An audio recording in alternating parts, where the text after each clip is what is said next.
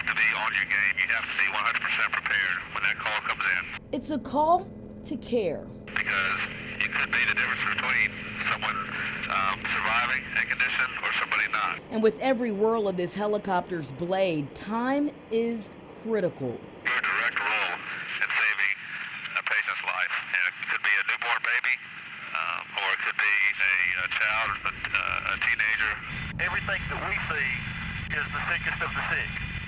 And you deal with that day in and day out every day. And every day, 24/7, flight nurse Mark Rogers This was my pursuit. This is what I wanted to do. and pilot Wyatt Roscoe I'll make one or two loops here downtown. are two members of Children's of Alabama's critical care flight team.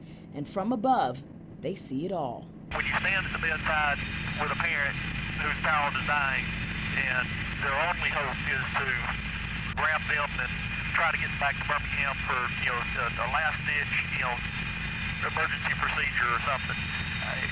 When you go home at night, I couldn't tell you how many times I went to my children's room, and even though they were asleep, they don't know it, but Daddy knew it, and hugs and kisses, and thank the good Lord for my children and their health and so forth. During Thanksgiving or Christmas. And of course, like everyone else who works during the holidays, you'd rather be home with your families, but knowing that for families to know that too, that if something happens, we are there. We are ready to come get you. And that's exactly what happened for Sean Anderton, his mom Diane, and dad Scotty not too long ago. It was going to be a good spring break. We were going to the beach. The sun was out. It was a gorgeous day. So me and Sean were playing in the water, and Diane's on the beach watching us. And so when he went to jump in, dove, I noticed a wave caught his feet, made him over-rotate. And behind the wave, I guess it was shallow, so he hit sand. It's like my entire body went to sleep, like your foot does. It just tingled, and I couldn't really feel anything. Diane looked at me and said, "Scotty, something's wrong." And he was face down in the water, and nothing was moving but his head.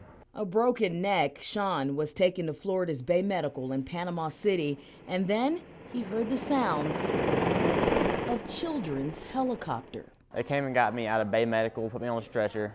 I remember, going to picking them up and talking with the parents, and he was actually awake and talked to us. Got in the helicopter, they were showing me all the buildings from up above, just hanging out and talking to me until we got there. And I was thankful for them being there. Being there, offering critical care, especially at a time when parents often can't fly. The chopper only sits a few, so Diane and Scotty had to let go and rely on these highly trained medical pros. Took care of my baby when I couldn't. What went through your mind? I was scared to death. I'll just be honest, because we had to actually drive from Panama City here. To Children's of Alabama, where from hospital to hospital, 500 of these flights take place every year, crisscrossing the state. We go doorstep to doorstep, up to 220 miles away. We already have everything ready to go. We already have all of our stuff in here, our equipment. So all we have to do when we get a call, just walk to the helicopter, start it, and take off. And ready to fly where moments matter. That alone is enough of a motivator for me to always be prepared and always do my job as best I can. A job where Sean believes because of his timely care at Children's and other hospitals, he is making progress. I think this is why they do what they do, that's for sure. 1, 2, 3.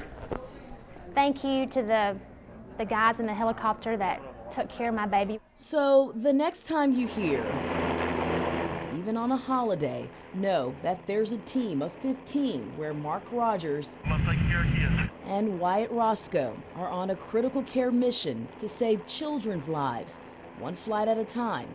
And that's what's working Providing care that no one else is able to do. at Children's of Alabama.